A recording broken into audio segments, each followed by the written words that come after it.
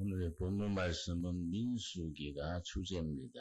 민수기는 우리 익히 아는 바대로 첫 부분과 끝부분에 인구조사를 2번 했기 때문에 민수기라는 제목이 붙었습니다. 그런데 민수기라는 제목이 붙은 것은 BC 1세기에 그 당시에 학자 70여 명이 모여서 히브리어 성경을 헬라어 성경으로 번역을 했습니다. 그걸 70인역이라고 그럽니다. 우리 교회사의 유명한 이야기지요. 70인역으로 번역할 때 원래 제목을 바꾸어서 민수기라는 이름을 붙였습니다. 원래 제목은 광야에서 이 제목입니다. 광야에서. 이 광야에서라는 원래 제목이 훨씬 더 은혜가 있는데 어떻게 민수기라는 이름으로 바뀌어졌지요? 이 광야라 할 때 광야, 이 히브리어로 광야란 말, 그 말이 같은 단어로 어떻게 쓰이느냐 하면은 하나님의 말씀에 귀를 기울인다. 같은 단어로 씁니다. 이 광야에서라는 제목은 하나님의 말씀에 귀를 기울이는 책이다. 그런 뜻이 되겠습니다. 민수기의 중심 무대가 어디냐 하면은 애굽에서 해방이 되어서 해방 공동체가 되었다 그럽니다. 해방이 되어서 홍해 바다는 건넜는데 아직 요단강은 건너지 못했습니다. 그 사이 여기 민수기서의 중심 무대가 되고 그 기간이 40년입니다. 40년간 홍해 바다는 건넜는데 요단강은 건너기 전 40년 기간을 신약에 가서 어떻게 재해석을 했냐 하면은 구약의 사건에 대한 신약적인 복음적인 해석이 중요합니다. 왜냐? 구약의 사건으로 끝나버리면은 우리들이 신앙과는 관계가 없지 않습니까? 우리 신앙과 관계가 되려면은 신약에 와서 복음적인 해석, 신학적인 작업이 필요한 겁니다. 그러면은 광야 40년을 신약에서 뭐라고 해석을 했느냐 하면은 그 유명한 스데반 집사가 사도행전 7장 38절을 보겠습니다. 참 중요한 관점이지요. 사도행전 7장 38절에 사도 스데반 집사가 전도 설교 한 번 하고 돌에 맞아서 순교를 하는데 순교하는 그때에 스데반 집사가 말했는 시인의 광야에 대한 영적인 해석이 있습니다. 그 해석이 지금 우리들에게 아주 긴밀한 관계가 있습니다. 사도행전 7장 38절입니다. 시인의 산에서 시인의 광야 한가운데 시인의 산 사이나이 마운틴 시인의 산이 있습니다. 혹은 호렙산이라고도 부릅니다. 시인의 산에서 말하던 그 천사와 및 우리 조상들과 함께 무슨 교회입니까? 광야 교회에 있었고 요 말이 중요합니다. 광야 40년을 광야 교회라고 부른 겁니다. 이 말에 따르면 둘의 교회도 광야 교회입니다. 둘의 교회도 역시 광야 교회의 한 교회가 됩니다. 광야 교회에 있었고 또 생명의 도를 받아 우리에게 주던 자가 이 사람이라. 생명의 도, 광야 교회나 둘의 교회나 교회의 존재 목적이 뭐이냐? 생명의 길을 가르치고 깨닫게 하고 믿게 하고 따르게 하는 것이 둘의 교회, 광야 교회의 근본이 됩니다.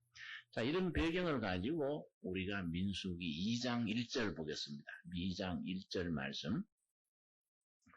광야 교회 중심 주제가 뭐이냐? 중심 테마가 뭐이냐? 훈련입니다. 훈련. 예나 지금이나 광야 교회에서 훈련을 40년간 받아서 가나안 땅에 들어가는 겁니다. 지금 우리가 두레교회에서 훈련을 받아야 됩니다. 훈련이 없는 교회는 교회답지 못합니다. 훈련은 수고와 땀과 차지 대가를 치러야 됩니다. 우리 두레교회 교인들도 광야교회 교인으로서 훈련이 필요합니다. 훈련 받는 데는 값을 치러야 됩니다.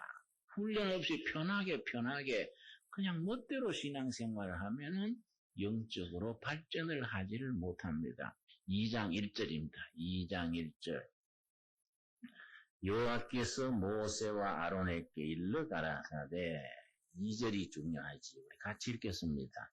이스라엘 자손은 각각 그 기와 그 종교의 기호 곁에 진을 치되 회막을 사면으로 대하여 치라. 자, 홍해바다를 건너서 가나안 땅을 향해 가는데 무질서하게 앞서고 뒤서고 수십만 명이 이렇게 할 수는 없지 않습니까?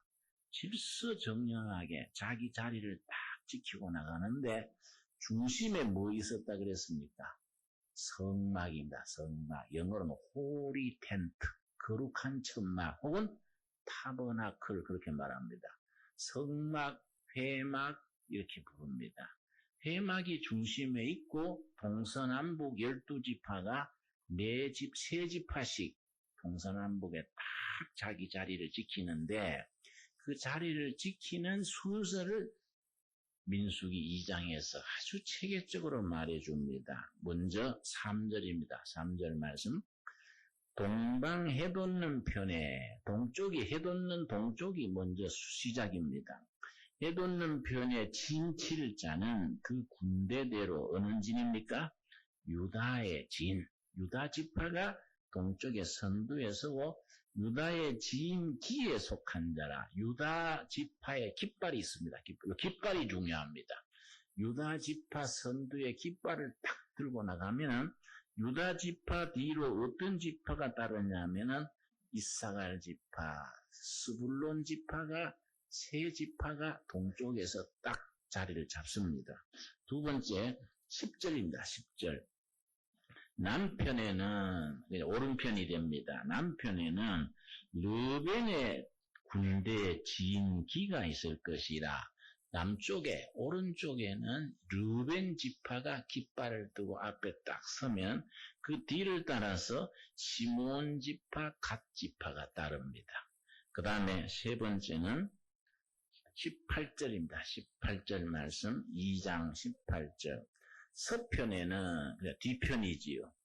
동편인 앞에는 유다 지파가 앞장서고 제일 뒤편 서편에는 에브라임의 군대의 진기가 있을 것이니라. 서쪽에는 에브라임 지파가 앞장서서 깃발을 들면 그 뒤에 므낫세 지파, 베냐민 지파가 뒤를 이어갑니다. 끝으로 25절 말씀, 25절. 북편에는 무슨 지파입니까? 단 지파가 앞장서고 아셀 지파, 납달리 지파에 따르는데 각자 자기 자리가 딱 정해져 있습니다. 자기 위치, 자기 자리를 벗어나면은 무질서해지고 하나님의 군대가 되지를 못하지요. 그런데 제일 앞장선 지파 어느 지파입니까? 유다 지파에는 그 깃발이 있다 그랬지요? 깃발에 생물의 그림이 있습니다. 무슨 그림이냐? 유다 지파에는 사자를 사자 그림이 깃발에 그려져 있습니다. 두 번째 우측에 있는 르벤 지파에는 뭘 그렸느냐? 사람의 얼굴을 그렸습니다. 세 번째 서쪽에 있는 에브라임 지파에는 송아지 그림, 소 그림이 그려져 있습니다. 마지막으로 단 지파에는 무슨 그림이 그려져 있느냐? 독수리 그림이 그려져 있습니다. 그런데 이게 참 영적으로 중요합니다. 우리가 구약 성경 민수기 이런 부분을 읽을 때에 유다 지파에는 사자가 그려져 있었구나.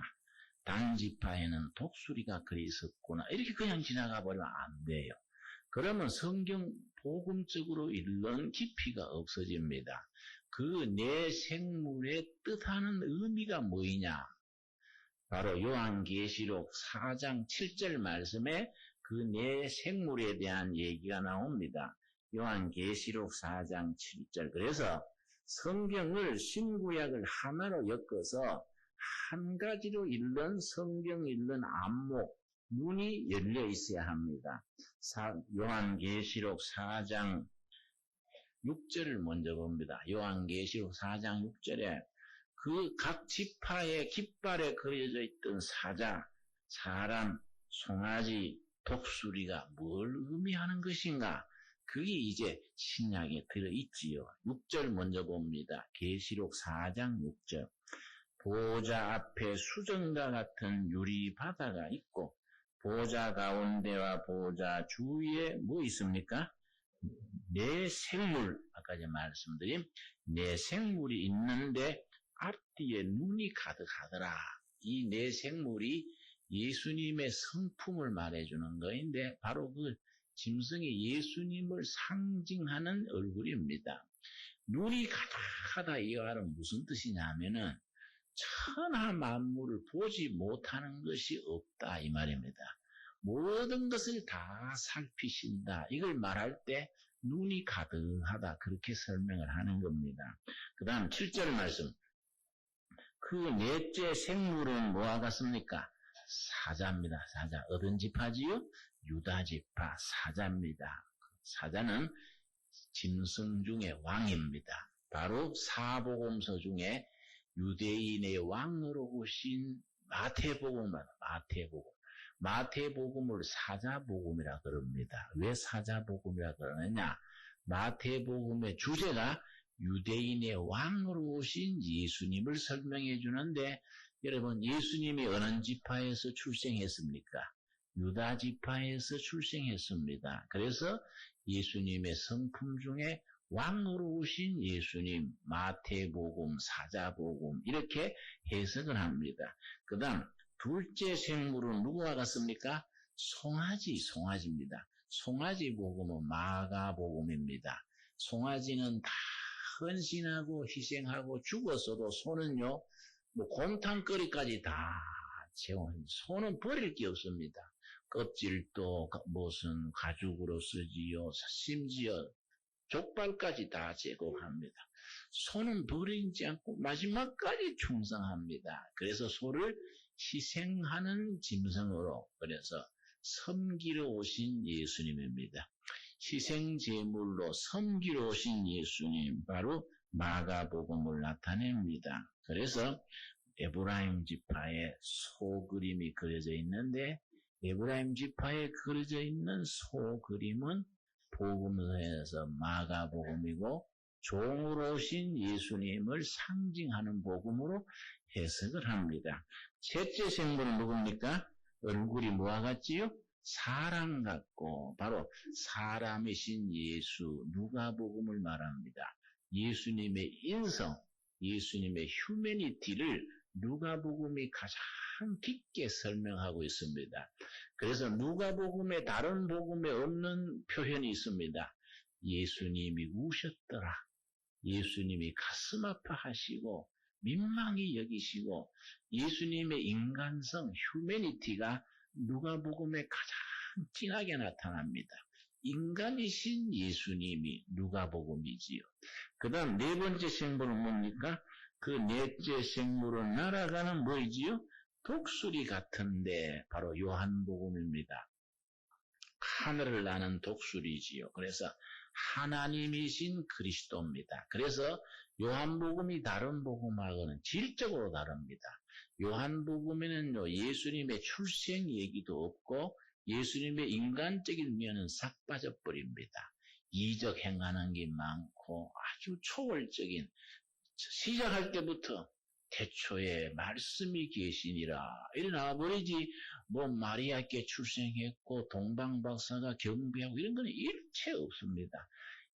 하나님이신 그리스도 독수리 복음이 요한복음입니다. 그걸 새기면서 7절 같이 읽겠습니다. 요한계시록 4장 7절 한번 같이 읽겠습니다. 그 첫째 생물은 사자 같고 그 둘째 생물은 송아지 같고 그 셋째 생물은 얼굴이 사람 같고 그 넷째 생물은 날아가는 독수리 같은데, 자 이렇게 이제 12지파가 성막을 중심으로 동서남북에 딱 포진해서 깃발을 앞세워 가는데 그 성막의 중심에 있다는 것은 하나님 중심의 신앙을 말합니다. 중심에 성막이 있고 동서남북 세 지파씩 12지파가 있는데 그 12지파 중에서 레위 지파는 성막만 호위를 합니다. 동서남북은 배치되지를 않습니다. 그래서 요셉 지파를 므낫세 지파, 에브라임 지파 갈라서 말하고 레위 지파는 성막을 호위하는 일에만 전념을 하는 거이지요. 그 앞에 깃발이 있다 그랬습니다. 그 깃발이 바로 예수님을 상징하고 그 깃발의 그림 4가지 우리가 설명을 했지요. 깃발이 앞서고 백성들이 따르는 겁니다. 우리 앞장서신 예수님을 우리에게 말씀해 줍니다. 우리 성경 읽으면서 이 앞장서신 예수님의 깃발 우리 신앙의 좋은 제목이 됩니다. 출애굽기 13장을 한번 찾아보겠습니다. 출애굽기 13장 이스라엘 백성들이 광야 40년 동안에 행진해서 나갈 때에 앞장서셨던 우리 하나님에 대한 모습입니다. 출애굽기 13장 20절 말씀. 그들이 그곳 숲곳에서 발행하여 광야 끝 에담의 장막을 치니 여호와께서 그들 앞에 뭡니까? 행하사 여호와께서 앞장서서 인도하시는데 어떤 모습으로 인도하셨느냐? 낮에는 무슨 기둥이지요? 구름 기둥으로 그들의 길을 인도하시고 밤에는 무슨 기둥이지요? 불 기둥으로 그들에게 비치사 주야로 진행하게 하시니. 자, 22절 같이 읽겠습니다. 낮에는 구름 기둥, 밤에는 불 기둥이 백성 앞에서 떠나지 아니하니라. 구약시대는 이런 구름 기둥, 불 기둥이 인도하셨는데 신약에 와면은 또 다른 모습이지요. 마가복음 10장을 찾겠습니다. 마가복음 10장에 보면은 신약에 오면은 구름 기둥, 불 기둥이 아니고 예수님이 앞장서셔서 제자들을 인도하십니다. 마가복음 10장 32절입니다. 예루살렘으로 올라가는 길에 예수께서 제자들을 뭡니까? 앞에 서서 가시는데 예수님이 죽으러 가시는 길에 앞장서서 가시는 겁니다. 근데 저희가 놀라고 쫓는 자들은 두려워하더라. 예수님을 쫓아가는 제자들은요, 죽을 맛인 겁니다. 지금 이번에 가면은 다 당할 것이 틀림없는데 예수님이 앞장서서 가시니까 중간에 빠질 수도 없고 따라갈 수도 없고 어정쩡하게 무슨 그렇게 이상한 모양으로 따라가는 겁니다. 안 갔으면 하고 하는데 예수님이 앞장서 가시는 거예요. 이에 다시 12제자를 데리시고 자기의 당할 일을 일러 가라사대 예수님이 죽으러 가시는 줄 알면서도 당하게 앞장서서 갈 수 있는 이유가 그 다음 33절, 34절에 나옵니다. 34절 읽습니다. 보라, 우리가 예루살렘에 올라가노니 인자, 예수님의 별명이지요. 인자가 대제사장들과 서기관들에게 넘기움에 저희가 죽이기로 결단하고 이방인들에게 넘겨주겠고, 이방인 누굴 말합니까? 로마 군인들한테 넘겨준다 이 말이지요. 그들은 능욕하며 침뱉으며 채찍질하고 죽일 것이나 예수님의 제자들은 여기까지 보는 겁니다. 채찍질 당하고 침받음 당하고 죽는 것까지 생각하기 때문에 예수님의 제자들은 안 갔으면 하고 억지로 따라오는데 예수님은 고다음 보시면 고다음 뭐라 그랬습니까? 저는 3일 만에 살아나리라 하시니라. 고난의 3일, 십자가 3일 뒤에 부활의 새벽을 예수님은 바라보기 때문에 당당하게 가시는 겁니다. 여러분, 지금도 우리가 살아가는 삶 속에 시련이 있고 연단이 있고 고통이 있을지라도 3일 만에 부활하신 예수님이 앞장서 계신다는 것을 믿어 흔들림 없으시기를 바랍니다. 이게 구약 성경의 이사야서에 보면요, 이사야서 45장 2절 보겠습니다. 이사야 45장 2절 보면은 우리 앞장서신 예수님께서 우리의 깃발 되신 예수님께서 때를 따라 인도하시면서 우리 위해서 베푸시는 은혜의 손길이 있습니다. 이사야서 45장 2절 말씀 보겠습니다. 참 이런 부분이 우리가 우리 신앙생활에 묵상하는데 큰 영적인 용기를 주고 격려가 됩니다. 이사야 45장 2절 내가 너 앞서가서 험한 곳을 뭡니까?